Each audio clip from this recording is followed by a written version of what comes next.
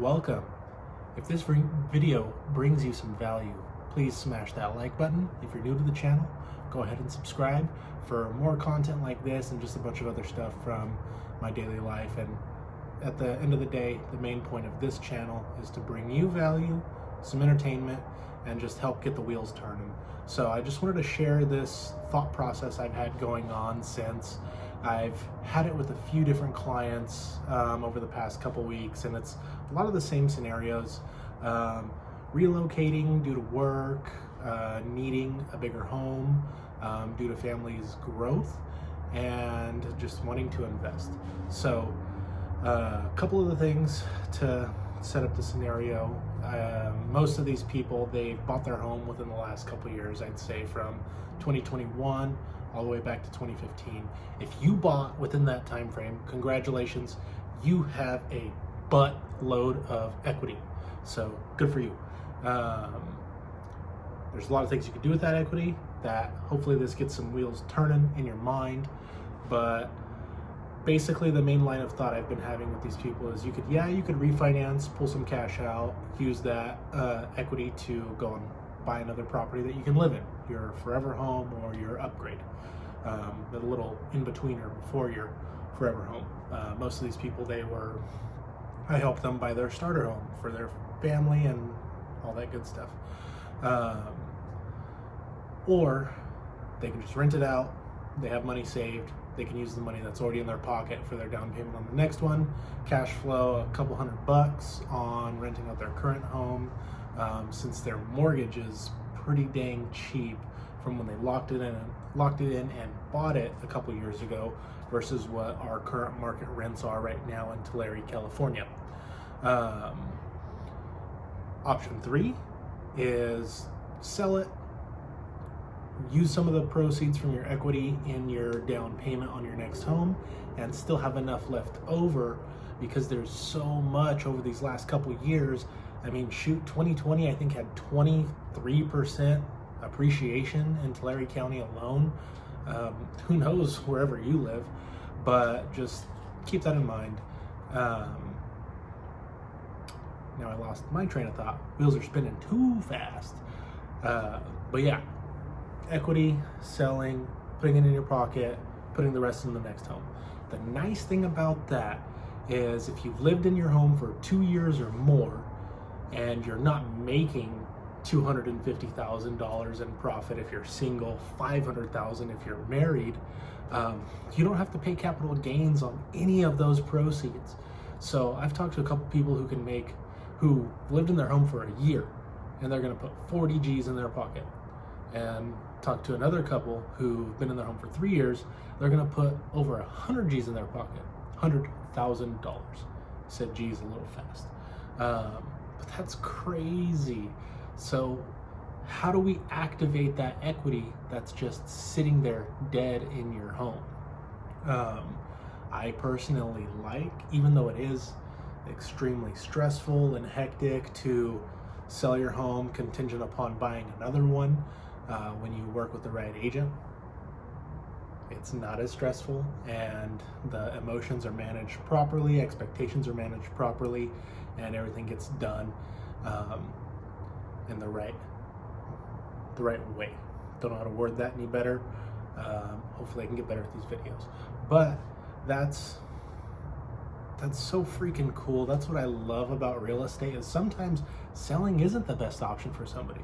Sometimes it's using the money in their pocket and maybe they're cash flowing $600, or maybe it's doing a little refinance because maybe they locked in at like a 4.5% a couple years ago and now they're gonna refi at a 5.5 or a 6.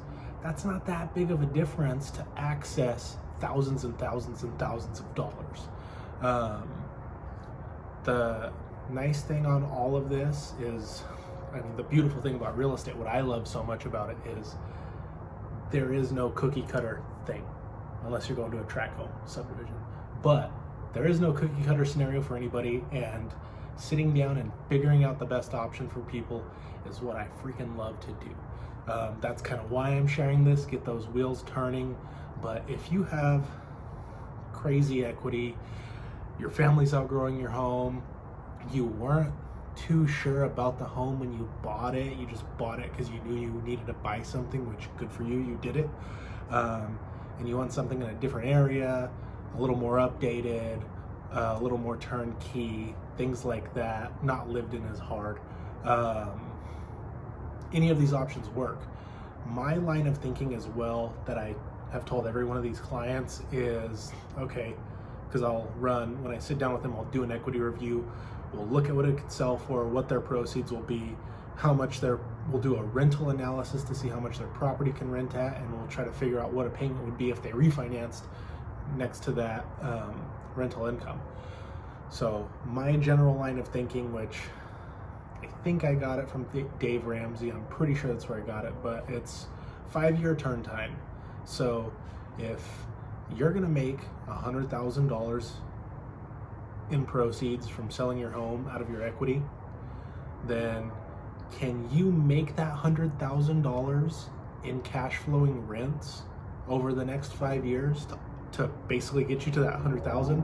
Or how many years is it going to take you to accumulate that 100,000?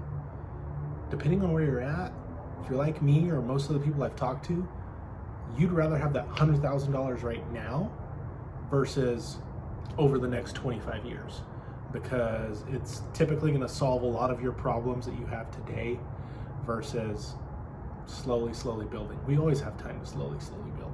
Let's access that capital, deploy it in another home, and then you have it in your pocket, whether you got to consolidate debt, pay stuff off, or if you have enough left over and you have 20% down for another rental that's better, that would make a better return than the home you're living in. Cash out that equity, don't pay the taxes because you don't have to since you live there, and go and drop that into something that's going to make a better return. That's kind of where I've been going. I think only one case, they would have made the same amount over 5 years as what they would have pocketed because their payment was that cheap and they were going to be cash flowing $500 or $600, somewhere around there. But they are still deciding to sell because they're moving out of state, and not everybody's built. One, not everybody's built to be a landlord. Two, not everybody's built, if they are built to be a landlord, they're not built to be an out-of-state landlord. A lot of people like to be able to drive by their rental properties and have it be within 30 to 45 minutes of where they live. So that's kind of why they're going that route. But let me know what you guys think of this information. I kind of ranted. Hopefully this helps. Hopefully it gets the wheels spinning in your mind, not too fast, because then you lose your train of thought. Goes off the rails. That's where that came from. But yeah, thank you guys for watching. You can check out my Patreon link in this description if you want to try to support the channel. It means a lot if you guys do that. Trying to get sustainable on here and just be able to bring you guys tons of content like this and other fun stuff to be a little distraction and to be a distraction in the day-to-day grind, all that stuff, and give you a little bit of value so you can dream and actually execute and take action on those dreams. So thank you again.